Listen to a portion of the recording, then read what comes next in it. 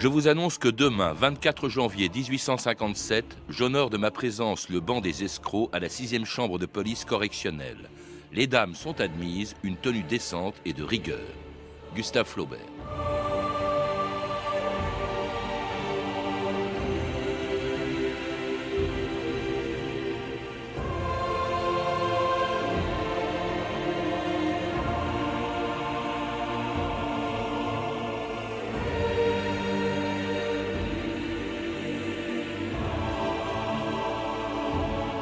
« 2000 ans d'histoire.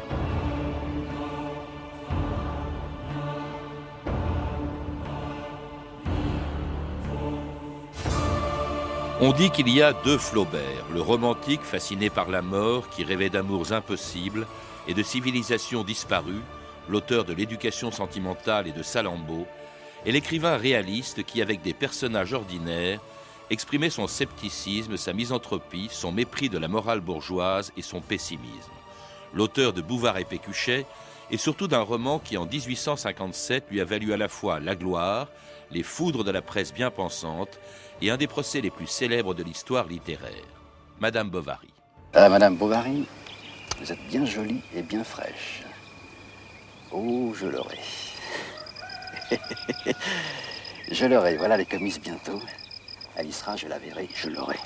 Oh, vous me faites peur, vous me faites mal. Partons. J'ai besoin de vous pour vivre. J'ai besoin de vos yeux, de votre voix, de votre pensée. Oh, j'ai tort, j'ai tort. Je suis folle de vous entendre. Pourquoi? Emma. Oh, Rodolphe. J'ai un amant. J'ai un amant.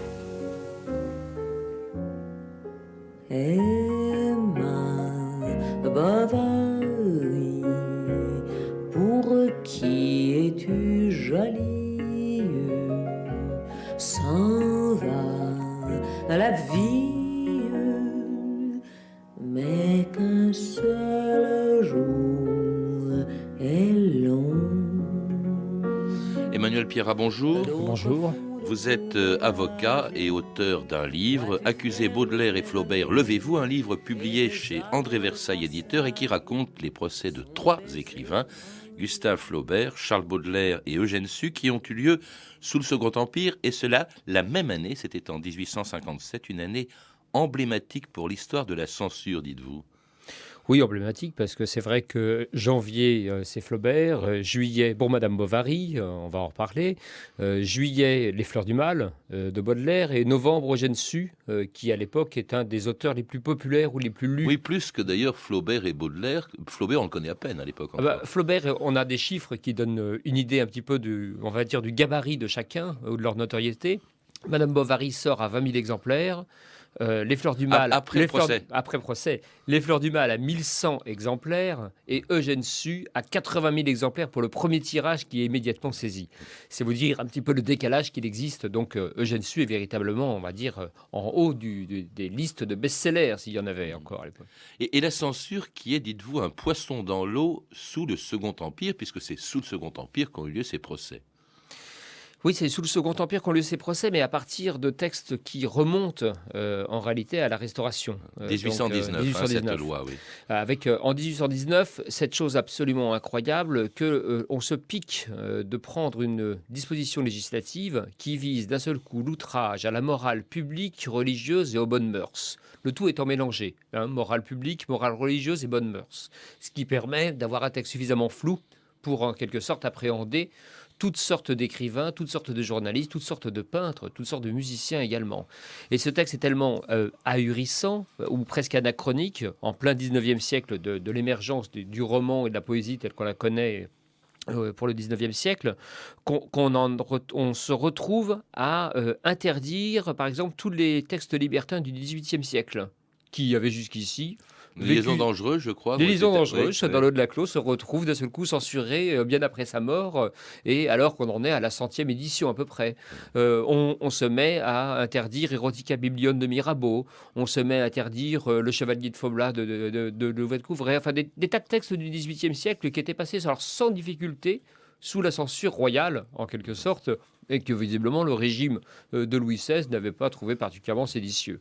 Et ce sera donc le cas de Madame Bovary, juste après sa publication. Il va donc être traduit devant la 6e cour. D'ailleurs, Flaubert, avec humour, l'annonce lui-même, on l'a entendu à l'instant. Je vous annonce que demain, 24 janvier, j'honore de ma présence le banc des escrocs, 6e chambre de police correctionnelle. Les dames sont admises, une tenue décente et de rigueur, parce que cette 6e chambre était chargée à la fois des escroqueries, de la prostitution et des auteurs qui pouvaient être condamnés. Oui, elle mélangeait, comme on a l'habitude parfois de le faire au tribunal correctionnel, on va dire des populations de catégories diverses. Donc, effectivement, ils se retrouvaient jugés en quelque sorte entre eux, deux racoleuses, un voleur, un petit escroc, et ainsi de suite.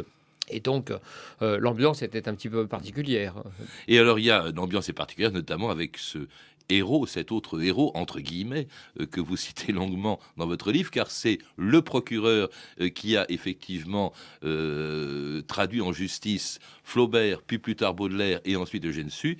C'est un procureur assez étonnant, Ernest Pinard. Alors lui, il était à son aise sous le Second Empire. Oui, c'est lui qui fait finalement de l'année 1857 une année emblématique pour la censure. Donc, qui reste en quelque sorte l'année qu'on cite par référence comme un repoussoir, puisque c'est le même substitut du procureur, donc Pinard, Ernest Pinard, qui va se retrouver dans les 3 cas de figure à poursuivre, à déclencher les poursuites même.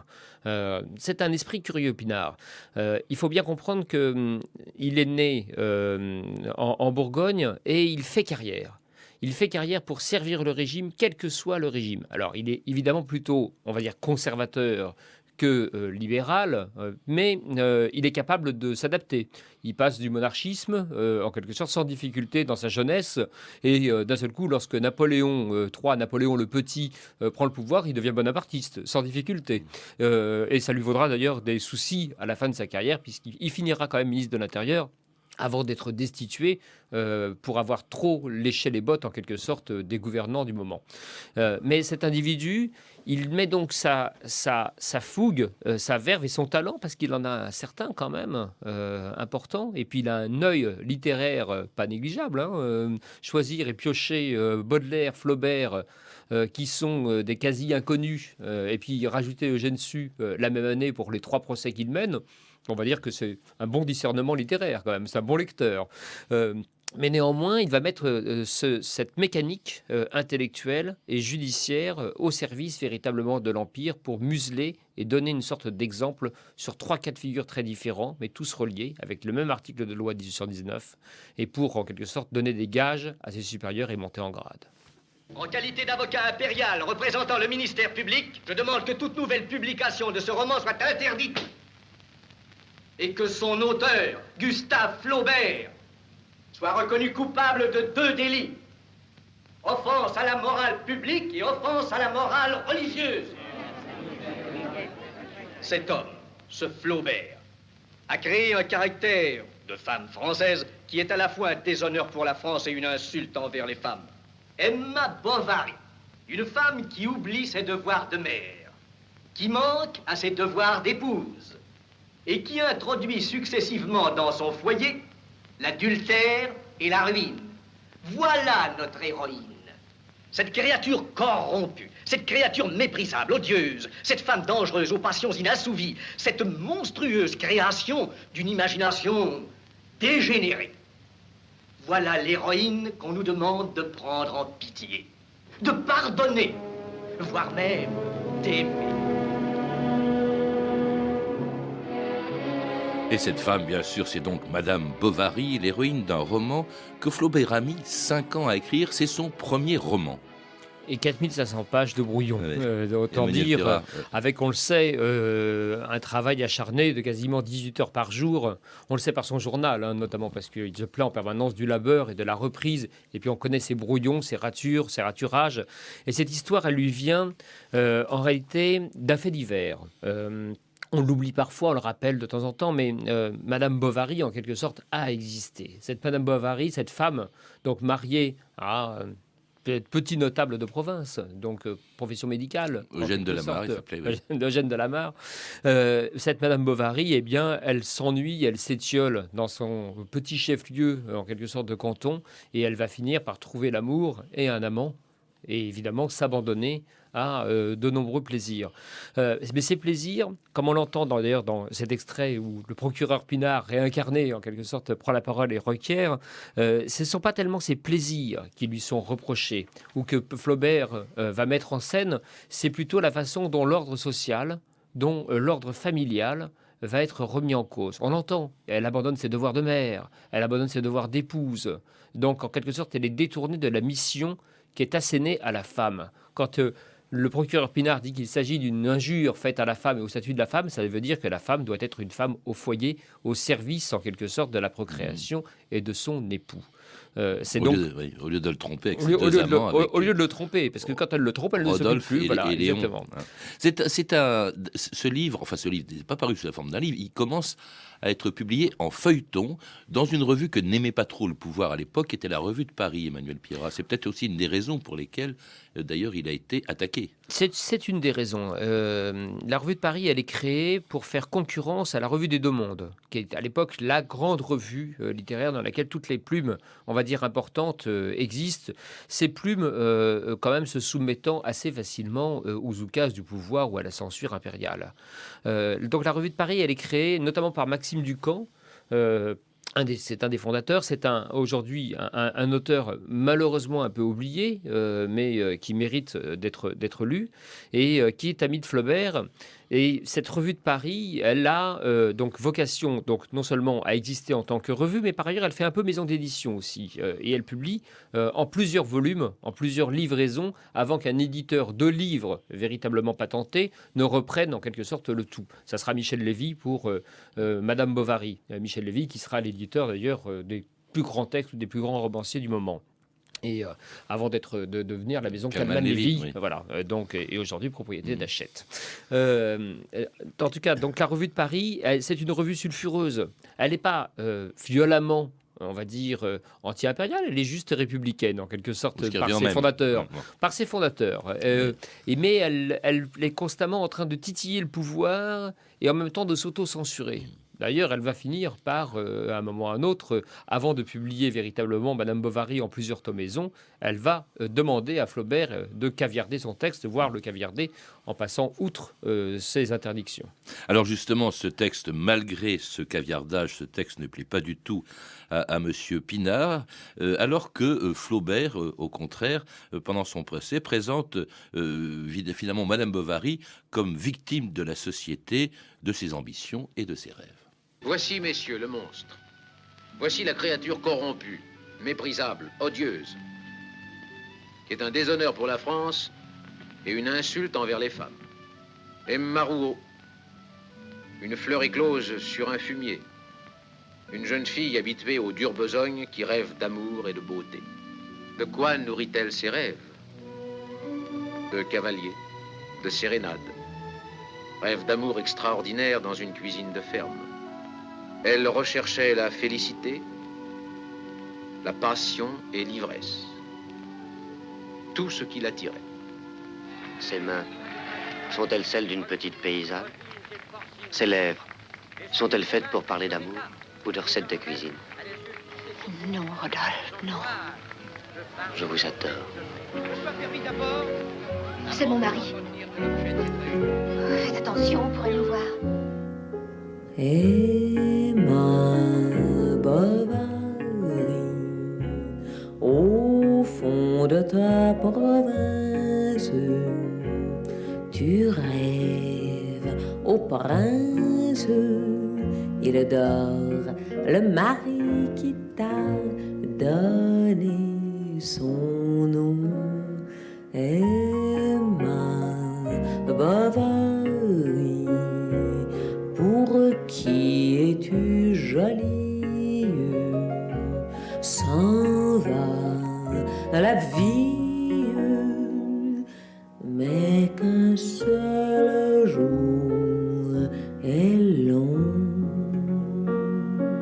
très belle chanson, un peu oubliée d'ailleurs, de Juliette Gréco, Emma Bovary, donc l'objet qui a fait scandaliser en 1857 le procureur Pinard, qui insiste longuement sur 4 scènes qui lui paraissent extrêmement choquantes. Vous les rappelez dans votre livre, Emmanuel Pierrat, sa liaison avec Rodolphe, sont également, il y a un moment, une transition religieuse entre 2 amants, brusquement elle retrouve la foi, et puis il y a aussi Léon dans les bras duquel elle tombe. Il insiste beaucoup là-dessus, Pierrat. Et puis la mort, le suicide de Madame Bovary. Ah, le suicide, évidemment, puisqu'il faut considérer, il ne faut pas oublier que le suicide est aussi une atteinte à la morale religieuse. L'Église prohibant le suicide, par conséquent, d'ailleurs la loi française l'interdisant toujours, ce qui est quand même difficile, d'ailleurs, une fois qu'il est réussi pour réprimer l'intéressé. En tout cas, donc, le suicide est, en quelque sorte, le clou du spectacle qui est à double tranchant. Pour Flaubert, dans sa défense, il va s'en servir pour dire, regardez, il y a une sorte de morale, en quelque sorte, qui fait qu'elle meurt. Elle meurt de ses propres turpitudes. Il va finir par être obligé de plaider, finalement, la morale religieuse, publique, tout ce que, finalement, il n'aime pas beaucoup ou n'a pas véritablement envie de glorifier. Mais c'est une tactique, une stratégie de défense à laquelle il est ramené, parce que les risques sont réels. On n'est pas sous la dictature la plus sévère et sous la censure la plus sévère qui ait connue l'histoire de France, mais on est quand même sous un régime qui a fait partir en exil notamment quelques grands écrivains, dont Victor Hugo et Eugène Sue, que je narre à la fin de mon volume. Mais Pinard, par exemple, insiste quand même sur certains textes. Alors, il y en a un qui est assez connu. Elle se déshabillait brutalement, arrachant le lacet mince de son corset qui sifflait autour de ses hanches comme une couleuvre qui glisse. Ça, c'est un beau texte. Alors, cela dit, il ne peut pas citer parce qu'ils ont été censurés ou auto-censurés un certain nombre de passages quand même qui montrent bien que Flaubert n'y allait pas par 4 chemins. Il est infiniment plus salace que ce qu'on peut lire aujourd'hui dans Madame Bovary. Ce sont des notes qui ne sont pas apparues dans l'édition définitive. L'habitude de baiser la rend sensuelle, écrit Flaubert, donc parlant de Madame Bovary. Noyé de foutre, de larmes, de cheveux, de champagne, le coup se tire dans la chambre sur cette causeuse où ils ont tant causé. Enfin bref, il y a un nombre de passages dont je ne peux pas tous les lire d'ailleurs, tellement ils sont salaces, mais c'est vrai qu'il allait très loin, Flaubert. Il allait beaucoup plus loin que dans le texte. Parce qu'on ne les a pas lus, ces textes, puisque ce sont des notes qui n'ont pas été publiées. Alors, oui, elles n'ont pas été publiées d'abord parce que Flaubert lui-même s'est un peu auto-censuré, puis surtout quand il livre à la Revue de Paris le début, donc les feuillets à Maxime Ducamp qui lui confie pour l'apporter à la Revue de Paris, donc les feuillets de Madame Bovary, là, il s'aperçoit, Flaubert, avec grand effroi, que ses amis littérateurs vont le censurer. Et donc vont lui demander de retirer notamment l'expression mouche à viande. Adultère. On a tout un tas de vocabulaire comme ça qui va devoir disparaître. Alors, dans une première livraison, on le met d'ailleurs devant le fait accompli. On lui dit détourne les yeux de cette opération, c'est de la chirurgie qui nous est nécessaire. Moi, j'adore le vocabulaire parce que c'est des lettres de Maxime Ducamp à Gustave Flaubert qui dit en gros on va t'amputer. Oui, parce que Ducamp avait peur tout simplement. Enfin, il se disait ça ne paraîtra jamais. Ça ne paraîtra jamais, mais surtout ça veut dire aussi la faillite et la poursuite pour tous les rédacteurs de la Revue de Paris. Donc l'opprobre, la fuite des dettes et la prison pour dette qui existe à l'époque, par ailleurs. Donc là où ça atteint un sommet absolument incroyable, c'est lorsque le 3e tome doit sortir par la Revue de Paris, où carrément on demande à Flaubert de revenir sur la scène du fiacre. Quand on connaît Madame Bovary, la scène du fiacre, c'est donc c'est l'amour dans, en quelque sorte, la diligence, pour simplifier. Et c'est un morceau de bravoure littéraire. Et là, d'un seul coup, ce morceau disparaît littéralement, à tel point que Flaubert finit par menacer la Revue de Paris de poursuites judiciaires pour avoir attenté à son droit moral et au respect de son œuvre. Et il renonce aux poursuites parce que la Revue de Paris accepte de publier une sorte de droit de réponse de la part de Flaubert qui dit « Je n'approuve pas la version qui a été publiée par la Revue de Paris ». En même temps, il aggrave son cas. C'est-à-dire qu'il, d'un seul coup, il indique à Pinard, dans la Revue de Paris, que son texte est un texte à problème. Et que même ses amis littérateurs l'ont censuré. Et ce qui fait que Ernest Pinard va se dire « voilà du gibier pour moi ». C'est peut-être ce qui explique aussi la ligne de défense de Flaubert et de son avocat qui disent qu'au lieu d'offenser la morale, Madame Bovary, au contraire, est destinée à la défendre, contrairement à ce qu'affirme Ernest Pinard. Messieurs, Constatez que nulle part dans son œuvre, Gustave Flaubert ne nous incite à blâmer Madame Bovary, ni à la rendre responsable de ses crimes. Le ministère public vous demande, messieurs, de rendre responsable Gustave Flaubert lui-même. Gustave Flaubert! Gustave Flaubert, niez-vous les accusations de monsieur l'avocat impérial? Messieurs, je me défends d'avoir offensé la morale publique. Je vous ai montré le vice, c'est vrai, pour vous en donner l'horreur, vous en préserver, vous inciter à la vertu. En outre, messieurs, je dénie qu'Emma Bovary soit une monstrueuse création de mon imagination dégénérée. Peut-être l'est-elle vraiment, mais ce n'est pas moi qui l'ai créée. Il y a des milliers d'Emma Bovary, je n'ai eu qu'à la prendre dans la vie. Il existe des centaines, des milliers de femmes qui cachent en elles une Emma Bovary, qui ont échappé à ce même destin non par vertu, mais simplement par crainte de l'opinion. Dans cet extrait de film, on retrouve un peu ce qu'il écrit lui-même, vous le dites, pendant le procès. « Ma justification est dans mon livre, le voilà. Quand mes juges l'auront lu, ils seront convaincus que loin d'avoir fait un roman obscène et irréligieux, j'ai au contraire composé quelque chose d'un effet moral. » Oui, il faut bien comprendre que Flaubert, comme d'ailleurs ses successeurs, surtout Baudelaire, va se retrouver un peu tiraillé. D'un côté, il a envie d'assumer son œuvre, et de l'autre côté, il voit le péril arriver. C'est son premier roman, c'est 4 ans et demi de travail, c'est 4500 pages de brouillon, etc. C'est l'ambition de devenir un véritable écrivain professionnel, de vivre de sa plume. Et d'un seul coup, la perspective de se retrouver, éventuellement, non pas embastillé, mais emprisonné ou jeté à l'opprobre, véritablement. Cela dit, je crois qu'en vertu de la loi de 1819, il risque 1 an maximum. Oui, il risque 1 an maximum, mais enfin, on en connaît, notamment Baudelaire, compris l'exil, et qui se retrouve en Belgique, avec après, cette pauvre Belgique qui... Et Victor Hugo, Victor Hugo. Cela dit, il a précédé une condamnation, puisqu'il est parti avant. Et Jeune Su, qui vit également en exil. Donc finalement, ce n'est pas, pour quelqu'un comme Flaubert, il faut quand même le remettre aussi un peu dans son contexte. Flaubert est un bourgeois. C'est pas Baudelaire.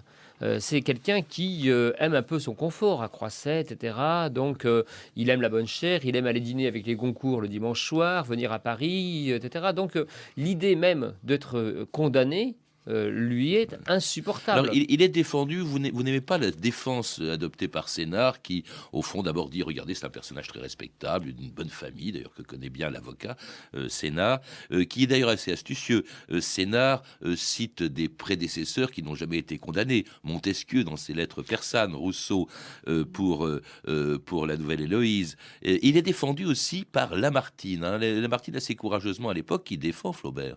Oui, parce que Lamartine a pris des positions aussi sur la liberté d'expression qui sont extrêmement importantes.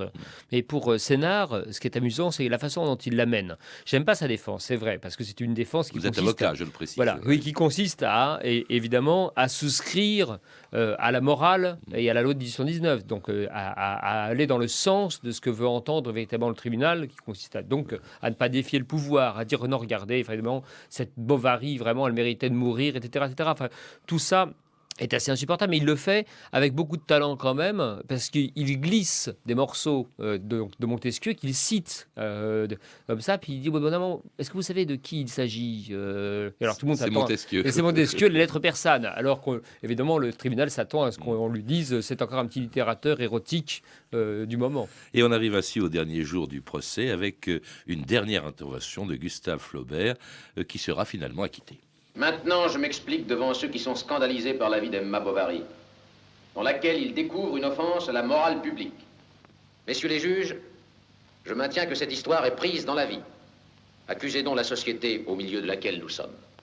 La vérité peut être gênante. La vérité peut paraître blessante et inopportune. Les hommes peuvent lutter contre elle, la déformer, essayer par la loi de l'étouffer. Mais prétendre que les hommes parviendront finalement à avoir raison d'elle est un blasphème et une illusion. La vérité demeure. Les hommes passent. En fait, Emmanuel Pira, vous rappelez que pour Flaubert, ce procès était une aubaine totalement inconnue avant qu'il ait lieu, ce procès. Grâce à Pinard, en quelque sorte, il devient célèbre. Son livre est tiré aussitôt à quelques 20 000 exemplaires dans les semaines qui suivent. Oui, et il se retrouve immédiatement... Pinard a fait le contraire de ce qu'il voulait. Exactement. Donc il se retrouve, la censure a de temps en temps des vertus promotionnelles indéniables. Ça ne sera pas tout à fait le même cas pour Baudelaire qui suivra en juillet, qui lui sera véritablement, alors là, pour le coup amputé, parce que... Pour les fleurs du mal. Flaubert s'en sort avec un simple blâme, c'est-à-dire en réalité avec une sorte d'acquittement. Baudelaire, lui, se retrouvera avec 6 pièces condamnées, donc 6 poèmes retirés, donc une édition mutilée, son éditeur s'enfuit en Belgique, lui-même suivra, etc. Donc c'est finalement celui qui s'en tire le mieux, Flaubert, de très loin, mais qui quand même vivra très mal pendant de nombreuses années, cette censure qu'il a subie ou cette tentative et ce premier procès pour un premier roman. Et finalement, quand on prend en lumière, comme ça, quand on met en lumière les 3 procès de cette année 1857, comme je l'ai fait en mettant Flaubert, Baudelaire, Eugène Sue, dans l'ordre chronologique, évidemment, on s'aperçoit que finalement, surtout sur Eugène Sue, que ce que Pinard sert véritablement, encore une fois, c'est l'ordre établi. Alors il faut rappeler que pour Eugène Sue, c'est à cause d'un livre moins connu que les mystères de Paris, c'est les mystères du peuple. Ou que le Juif errant, oui, c'est les mystères du peuple. Les mystères du peuple, qui est un livre extraordinaire, à mon sens, qui mériterait d'être relu, donc qui brasse l'histoire de l'humanité sous le prisme, en quelque sorte, de l'oppression qu'ont subi les peuples donc à travers les âges. C'est un livre absolument magnifique, mais qui est surtout une charge qui se conclut contre Napoléon III pour le désigner véritablement comme faisait le père Hugo, comme Napoléon le Petit. Et là, il a été sérieusement censuré. Effectivement, on a retiré 60 000 exemplaires. Oui, 80 000 exemplaires, pour être précis, ont été saisis du premier tirage immédiatement. Et surtout, Eugène Sue, qui était déjà malade, le jour où il reçoit l'annonce de la saisie des 80 000 exemplaires, va de plus en plus mal. Et on pense raisonnablement qu'il est en quelque sorte... Il a été achevé par la perspective du procès. Ces procès préfigurent, dites-vous, la censure d'aujourd'hui. Est-ce qu'on peut dire de la censure d'aujourd'hui par rapport à celle du temps de Flaubert, de Sue et de Baudelaire? Oui, parce qu'on va retrouver simplement une différence au sens où l'État ne se mêle moins aujourd'hui de censure, mais en réalité, tous les arguments qui figurent dans ces 3 procès, les arguments de la protection de la jeunesse, que l'on entendra dans un certain nombre de réquisitoires de Pinard, les arguments des bonnes mœurs, de l'ordre public, de l'ordre social, de l'ordre familial, etc. Tout cela, finalement, est extrêmement contemporain et c'est ce qu'on a aujourd'hui lorsque l'on poursuit les cinéastes pour une affiche de film qui mettrait en scène la religion et la sexualité. Je vous salue Marie de Godard ou, je sais pas quoi, ou Larry Flint ou La dernière tentation du Christ, et lorsqu'on poursuit des écrivains. Voilà, donc c'est une censure finalement très moderne que celle de 1857. Merci Emmanuel Pierrat. Pour en savoir plus, je recommande la lecture de votre livre « Accusé Baudelaire, Flaubert, levez-vous », publié chez André Versailles éditeur. Vous êtes également l'auteur du livre « Famille, je vous hais, les héritiers d'auteurs » qui vient de paraître aux éditions Houellebecq. À lire aussi Madame Bovary, l'œuvre de Flaubert, condamnée, un dossier présenté par Joseph Weubray, publié chez Les Briots dans la collection Les Grands Procès de la littérature, et Flaubert à 20 ans, de Louis-Paul Astro aux éditions du Diable Vauvert. Vous avez pu entendre des extraits des films suivants. Madame Bovary de Claude Chabrol avec Isabelle Huppert dans le rôle titre est disponible en DVD aux éditions MK2 et Madame Bovary de Vincente Minelli édité en DVD par Warner. Vous pouvez retrouver ces références par téléphone au 32 30, 34 centimes la minute ou sur le site franceinter.com. C'était 2000 ans d'histoire à la technique Stéphane Poitvin et Fabien Eliès, documentation Emmanuel Fournier, Clarisse Le Gardien et Franck Olivard, une émission de Patrice Gélinet réalisée par Anne Hirsch-Kobilac. Demain, dans 2000 ans d'histoire, les harems.